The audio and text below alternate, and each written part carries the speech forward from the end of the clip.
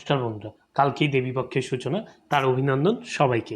চলুন দেখে নেওয়া যাক আজকে মার্কেটের প্রধান খবরগুলো। বন্ধুরা, যেটা ভেবেছিলাম ব্রেন্ট ক্রুড বেড়ে পড়েছে 4.21% উপরে। তারপর আমাদের ইউটিআই ক্রুড 4.56% উপরে। এটার ভয়ে আমি পাচ্ছিলাম যে কবে এটা বাড়বে। তার প্রধান কারণ আমরা সবাই জানি, ইরান আর ইসরায়েলের মধ্যে একটা Iran preparing to launch ballistic missile attack two Israel. এখনও করেনি, কিন্তু করবে। যা শুরু হয়েছে তাতে এই ব্যাপারটা মার্কেট ফল হতে পারে। এর জন্য একটা যদি এখানে কোনো বাজে খবর আসে, মার্কেট সঙ্গে সঙ্গে ফল করবে। ঠিক আছে, তো এটাই হওয়ার কথা ছিল আর কি।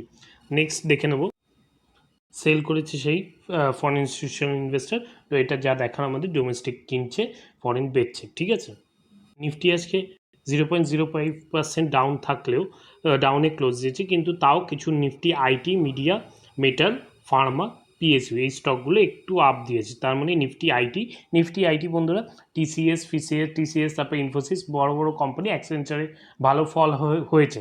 এই জন্য এই কোম্পানিগুলোর উপর সবার নজর আছে, সেই জন্য নিফটি আইটিতে ইনভেস্ট হচ্ছে। আর মেটাল তো আমি আগেও বলেছি, ফার্মাও আমি আগে বলেছি, বায়োসিকের অ্যাক্টের জন্য হচ্ছে এগুলো। ঠিক আছে, এইগুলোতে আর আমি দেখলাম যেটা, সেটা সব লার্জ ক্যাপে না, বেশিরভাগই মিড ক্যাপে বেশি স্টকে।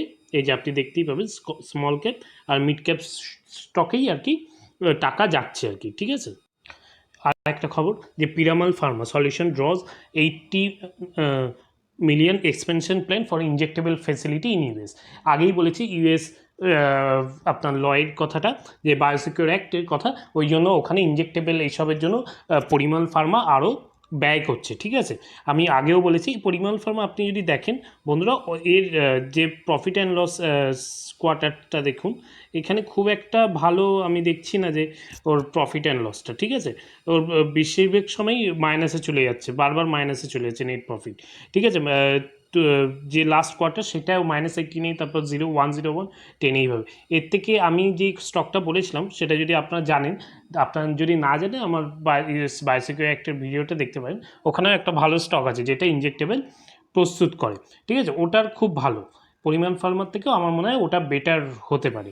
ঠিক আছে, জিএসটি কালেকশন রেজ হয়েছে 6.5% ফ্রম দ্য টু 1.73 লাখ করো ইন সেপ্টেম্বর। মানে এটা আগের ইয়ের থেকে বলছে, যে আগের 2023-তে সেপ্টেম্বরের থেকে 2024 সেপ্টেম্বর মানে এই কালেকশনটা দেখাচ্ছে হচ্ছে আগস্টের কালেকশনে এত পার্সেন্ট বৃদ্ধি হয়েছে, কিন্তু খুব একটা বেশি না। এর থেকে বোঝা যায় যে ভিতর মানে মার্কেটের ভিতরকার অবস্থা অতটাও ভালো নয়।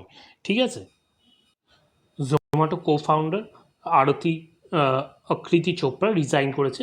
দেখুন বন্ধুরা, অকৃতি চোপড়া এরা সব টপ হেডের মানুষজন।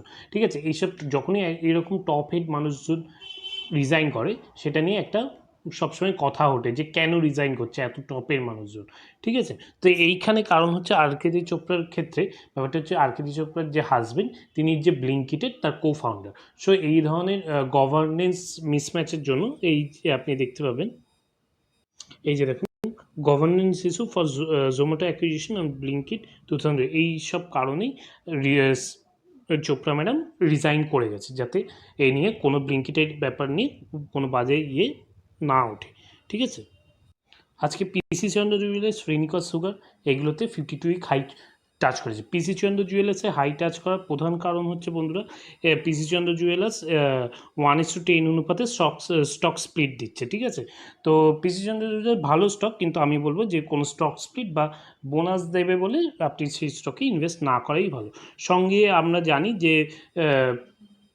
রেনুকা সুগার এইসব সুগার কোম্পানি কেন এখন উপরে উঠছে, তার প্রধান কারণ হচ্ছে যে যে ওই যে এমএসপি বাড়ানো আর ইথানলের প্রাইস হাই, এটা সরকার থেকে করা হবে, এই জন্য এইসব স্টক একটু বেশি উপরে উঠছে এখন।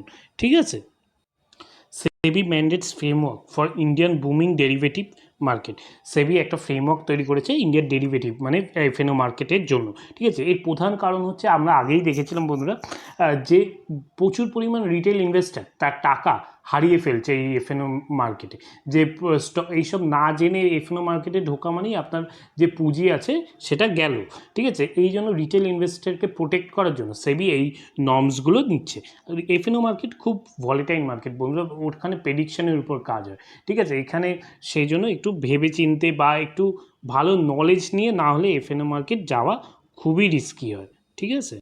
KRN হিট এক্সচেঞ্জারের আইপিও আজকে যারা পেয়েছে তাদেরকে অনেক শুভেচ্ছা পুজোর সময় ডবল টাকা কামানোর জন্য। আর যারা পায়নি তারা পরের আইপিওগুলোতে আবার অ্যাপ্লাই করুন।